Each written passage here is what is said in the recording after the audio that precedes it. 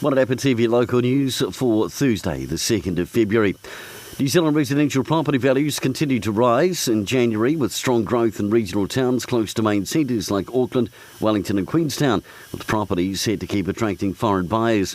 QV's national spokeswoman Andrea Rush says QV has seen strong value growth in centres within 2 or 3 hours drive of main centres, where prices have gained recently, such as Wairarapa. The Wellington region has seen an increase overall in prices by over 20%.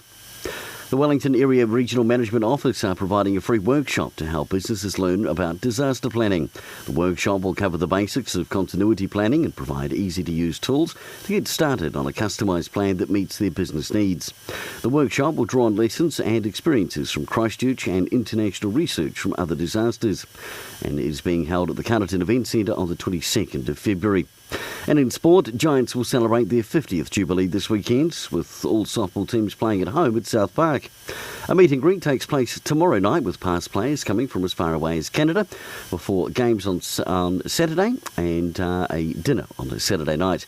The games kick off at 10:30 Saturday with the under-13s and 15s through to the Prem 3s at 3:30. For Wairarapa TV Local News, I'm Brent Gare.